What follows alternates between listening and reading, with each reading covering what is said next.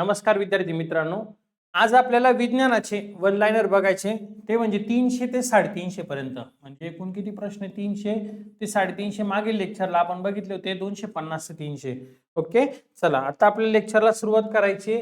बघा, पहिला प्रश्न काय? खरुज आणि नायटा हे कोणत्या प्रकारचे रोग आहे? खरुज आणि नायटा हे कोणत्या प्रकारचे? तर संपर्कजन्य रोग आहे. खरुज आणि नायटा कोणत्या प्रकारचे? तर संपर्कजन्य. त्यानंतर मानवाची ध्वनी ऐकण्याची क्षमता किती असते? मनुष्याची म्हणजे किती लिमिट पर्यंत तो आवाज सहन करू शकतो? 20 ते 20,000 पर्यंत. लक्षात असू द्या, 20 ते 20,000 हर्ट्ज पर्यंत आपल्याला तिथपर्यंत ऐकू शकतो. त्याच्यावर आपल्याला त्रास होतो. ओके, एक पेशीय सजीव कोणता आहे रे? ज्याला एकच पेशी असा सजीव कोणता आहे? अमिबा आणि स्पायरोगायरा. एक पेशीय सजीव हे कोणते? अमिबा आणि स्पायरोगायरा. ओके, समान कार्य करणाऱ्या पेशींच्या समूहाला काय म्हणतात? तर समान कार्य करणाऱ्या पेशींच्या समूहाला म्हणतात ऊती असे म्हणतात. त्यानंतर सजीवांमध्ये कोणत्या इंद्रिय संस्था आहे? पचन, श्वसन आणि रक्तभिसरण. बघा, सजीवांमध्ये जे आपले सजीव आहे त्यामध्ये इंद्रिय संस्था कोणकोणत्या आहे? एक आहे पचन, दुसरा आहे श्वसन आणि तिसरा आहे रक्तभिसरण. ओके, पुढे बघा, शैवाल या वनस्पतीमध्ये कोणत्या पद्धतीने प्रजनन होते? म्हणजे शैवाल या वनस्पतीमध्ये कोणत्या पद्धतीने प्रजनन होते रे? तर खंडीभवनने प्रजनन होते. खंडीभवनने. ओके, हृदयापासून शरीराच्या निरनिराळ्या भागात रक्त वाहून नेणाऱ्या रक्तवाहिन्यांना काय म्हणतात? हा प्रश्न ठाणे शहरला आलेला आहे. बघा, हृदयापासून शरीराच्या निरनिराळ्या भागांमध्ये रक्त वाहून नेणाऱ्या रक्तवाहिन्यांना म्हणतात धमन्या. त्यांना काय म्हणतात? धमना. ऑप्शनला शिरा वगैरे पण येतं. त्याचं योग्य उत्तर काय असणार आहे? धमन्या. ठाणे शहरला गेल्या वर्षी येऊन गेलेला आहे प्रश्न. सस्तन प्राण्यांच्या हृदयामध्ये किती कप्पे असतात? सस्तन प्राण्यांच्या हृदयामध्ये 4 कप्पे असतात. किती असतात? तर 4 कप्पे. धमन्यांमार्फत शरीराला कोणत्या रक्ताचा पुरवठा होतो? धमन्यांमार्फत शरीराला शुद्ध रक्ताचा पुरवठा होतो. धमन्यांमार्फत. ओके, आणि ज्या रक्तात ऑक्सिजनचे प्रमाण जास्त असते त्या रक्ताला काय म्हणतात? तर त्या रक्ताला म्हणतात शुद्ध रक्त म्हणतात. बघा, ज्या रक्तामध्ये ऑक्सिजनचं प्रमाण जास्त प्रमाणामध्ये, तर अशा रक्ताला काय म्हणतात? तर शुद्ध रक्त असं म्हटलं जातं. चला, एकदा याचं 10 प्रश्नांचं रिव्हिजन घेऊ आणि मग नंतर आपल्याला पुढचे प्रश्न घ्यायचे. बघा, खरुज नायटा कोणत्या प्रकारचे रोग आहे? संपर्कजन्य. मानवाची ध्वनी ऐकण्याची क्षमता किती आहे? 20 ते 20,000 हर्ट्ज. एक पेशी सजीव कोणता आहे? अमिबा आणि स्पायरोगायरा. समान कार्य करणाऱ्या पेशींच्या समूहाला काय म्हणतात? ऊती असं म्हणतात. सजीवांमध्ये कोणत्या इंद्रिय संस्था आहे?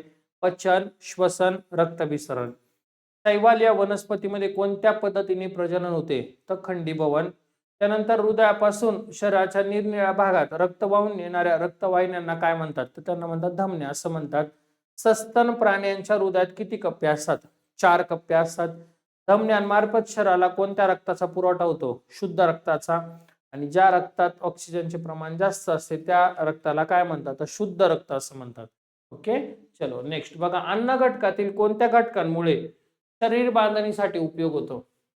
अन्न घटकातील कोणत्या घटकामुळे शरीर बांधणीसाठी उपयोग होत होता? अमिनो आम्लमुळे होतो. कशामुळे होत होतं? अमिनो आम्ल. त्यानंतर हिरव्या वनस्पतींना अन्न तयार करण्यासाठी कोणत्या घटकांची गरज असते? पाणी गरजेचं आहे. त्यानंतर प्रकाश पाहिजे, हरितद्रव्य पाहिजे, कार्बन डायऑक्साईड. बघा, जे हिरव्या वनस्पतींना अन्न तयार करायचंय त्यासाठी त्यांना कोणते घटक पाहिजे रे? तर त्यासाठी त्यांना पाहिजे पाणी, प्रकाश, हरितद्रव्य आणि कार्बन डायऑक्साईड. या सगळ्या गोष्टींचा समावेश तिथं पाहिजे. ओके, शरीरातील क्षार व पाण्याचे शोषण कोण करतं? शरीरातील बघा, क्षार आणि पाण्याचं शोषण कोण करतं? जठर आणि रस. जठर आणि रस हे काय करतं? शरीरातील क्षार आणि पाण्याचं शोषण करतं. प्रथिनयुक्त पदार्थांचा मुख्य घटक कोणता आहे? प्रोटीनयुक्त पदार्थांचा मुख्य घटक आहे नायट्रोजन आहे. कोणता आहे? तर नायट्रोजन. सोन्याचे दागिने साधारणपणे किती कॅरेटचे असतात? बघा, 22 कॅरेटचे असतात. आणि शुद्ध सोने म्हणलं तर 24 कॅरेट असतं. पण इथं काय म्हटलं? सोन्याचे दागिने म्हणले. मग दागिने म्हणले ना, तर दागिने किती कॅरेटचे असतात बाळांनो? तर 22 कॅरेटचे असतात. ओके, कशामुळे रक्ताला लाल रंग प्राप्त होतो रे? लोहामुळे. बघा, रक्त जे आहे ना आपलं, ते रक्त कशामुळे लाल रंगाचं होतं? तर ते होतं लोहामुळे प्राप्त होतं. ओके, पुढे. गर्भवती महिलांमध्ये लोहाच्या अभावामुळे कोणता रोग होण्याची शक्यता असते? गर्भवती महिलांमध्ये लोहाच्या अभावामुळे त्यांना ॲनिमिया हा रोग होऊ शकतो. कोणता आहे? तर ॲनिमिया नावाचा रोग होऊ शकतो. त्यानंतर मानवाच्या चेतासंस्थेमध्ये काय असतं रे? तर मेंदू असतो, चेतारज्जू असतो आणि चेतातंतू असतो. बघा, काय म्हणले? मानवाच्या चेतासंस्थेमध्ये काय काय असतं, तर एक असतं मेंदू, चेतारज्जू आणि चेतातंतू असतं, असे 3 घटक असतात. अधातूच्या द्रावणात निळा लिटमस काय दर्शवतो? अधातूच्या द्रावणामध्ये निळा लिटमस काय दर्शवतो, तर लाल दर्शवतो. लाल काय दर्शवतो? लाल. आणि आम्ल आणि आम्लारी यांच्यातील रासायनिक अभिक्रियेला काय म्हणतात? बघा, आम्ल आणि आम्लारी यांच्यातील ज्या रासायनिक क्रिया आहे यांना काय म्हटलं जातं? असं म्हटलंय तर त्यांना म्हटलं तर उदासीनकरण म्हटलं जातं. काय म्हटलं जातं? तर उदासीनकरण. ओके, बघा लक्ष द्या. अन्न घटकातील कोणत्या, आता हे जरा क्वालिटी प्रश्न आहे त्याच्यामुळे याचं तुमचं वाचन वगैरे कसं ना जास्त पाहिजे, हे तुमच्या वाचनात आले नसेल, शाळेमधनं काढलेले प्रश्न आहे, खूप महत्वाचे. बघा, अन्न घटकातील कोणत्या घटकामुळे शरीर बांधणीसाठी उपयोग होतो? अमिनो आम्ल. हिरव्या वनस्पतींना अन्न तयार करण्यासाठी कोणत्या घटकाची गरज असते? पाणी, प्रकाश, हरितद्रव्य, कार्बन डायऑक्साईड. शरीरातील क्षार व पाण्याचे शोषण कोण करतं? जठर व रस. प्रथिनयुक्त पदार्थांचा कोणता मुख्य घटक आहे? नायट्रोजन. सोन्याचे दागिने साधारणपणे किती कॅरेटचे असते? 22. कशामुळे रक्ताला लाल रंग प्राप्त होतो? तर लोहामुळे. गर्भवती महिलांमध्ये लोहाच्या अभावामुळे कोणता रोग होण्याची शक्यता असते? ॲनिमिया. आणि मानवाच्या चेतासंस्थेमध्ये काय असतं? मेंदू असतो, चेतारज्जू आणि चेतातंतू असतो. अधातूच्या द्रावणात निळा लिटमस काय दर्शवतो? तर लाल रंगाचं दर्शवतो. आम्ल आणि आम्लारी यांच्यातील रासायनिक अभिक्रियेला काय म्हणतात? तर उदासीनीकरण म्हणतात. काय म्हणतात? तर उदासीनीकरण. ओके. लिंबू, संत्री, मोसंबी. बघा, लिंबू, संत्री, मोसंबी या फळांमध्ये कोणतं आम्ल असतं? लिंबू, संत्री आणि मोसंबी याच्यामध्ये असं सायट्रिक आम्ल असतं. कोणतं असतं रे? तर सायट्रिक आम्ल असतं. आपल्या जठरामध्ये कोणतं आम्ल असतं रे? आपलं जे जठर आहे ज्या आकाराचं, त्याच्यामध्ये असतं हायड्रोक्लोरिक आम्ल असतं. कोणतं असतं? तर हायड्रोक्लोरिक आम्ल. चिंचेमध्ये कोणतं आम्ल आहे? चिंचेमध्ये टार्टारिक आम्ल असतं. चिंचेमध्ये कोणतं आम्ल आहे? तर टार्टारिक. दह्यामध्ये कोणतं आम्ल आहे रे? दह्यामध्ये असतं बघा, लॅक्टिक ऍसिड असतं. कोणतं? तर लॅक्टिक आम्ल. महत्वाचे तिन्ही पण, चारही पॉईंट महत्वाचे.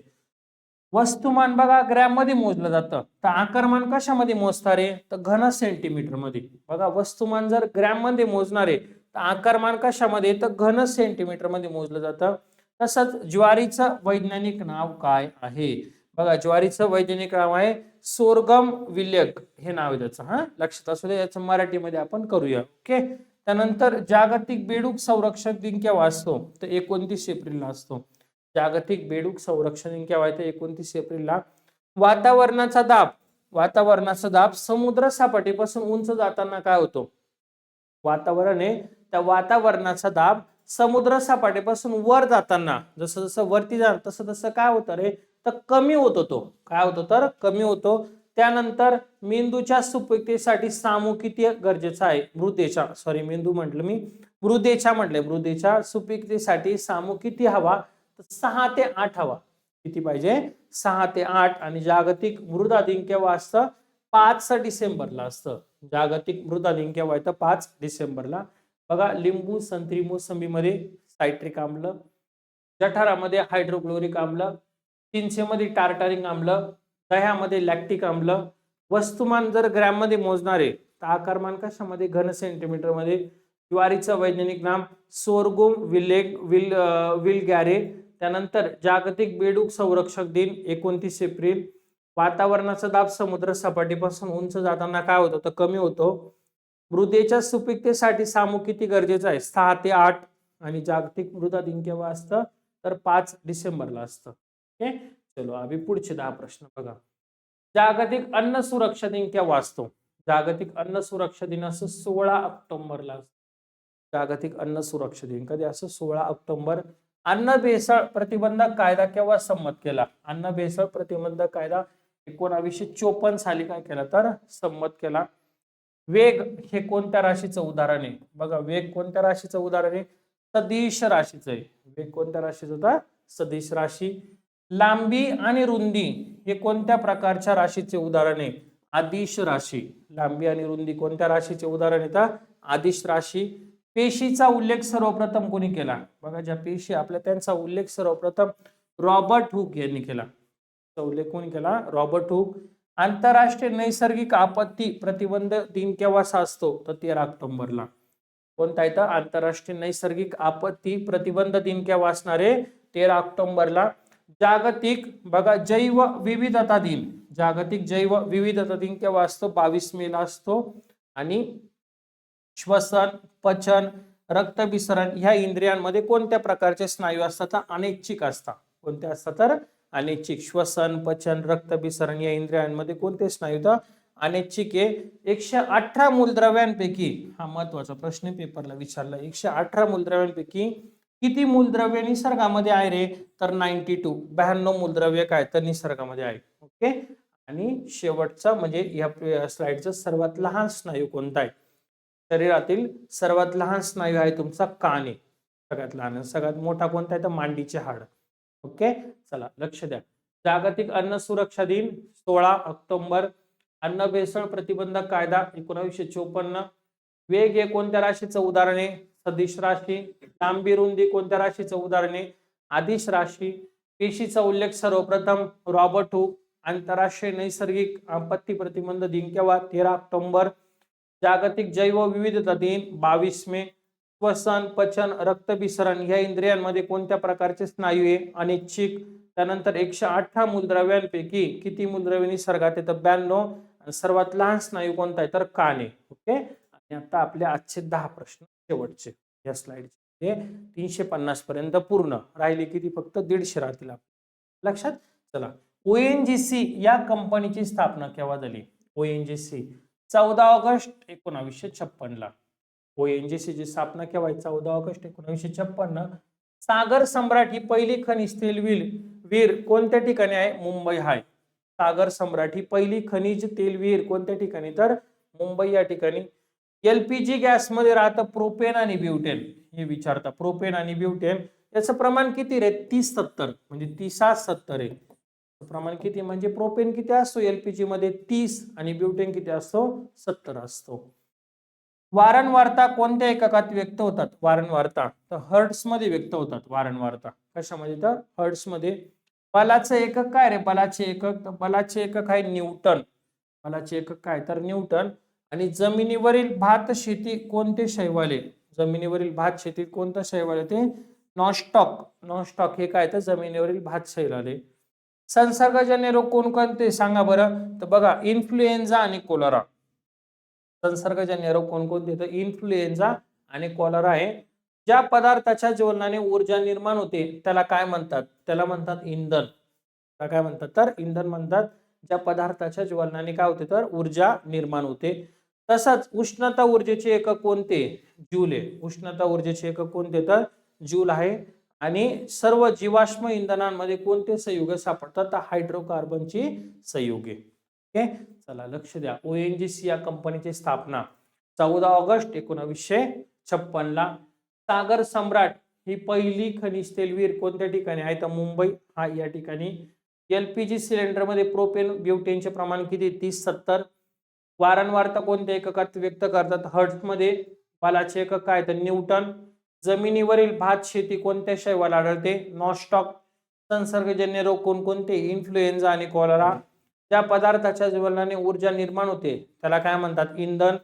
आणि उष्णता ऊर्जेचे एकक कोणते? तर जूल. आणि शेवटचा प्रश्न सर्व जीवाश्म इंधनांमध्ये कोणते संयुगे सापडतात? तर हायड्रोकार्बनचे संयुगे. ओके. अशा प्रकारे आज आपले 50 प्रश्न पूर्ण झाले. आता नेक्स्ट व्हिडिओला आपण बघणार आहे 350 ते 400 पर्यंतचे. ओके. 150 प्रश्न बाकी आपले वन लाइनरचे. त्याच्यापैकी 50 जे आहेत आपण पुढील लेक्चरला बघू. आजचं लेक्चर आता आपण इथंच थांबवतोय. लवकरच पुढील लेक्चरला आपण भेटूया. धन्यवाद.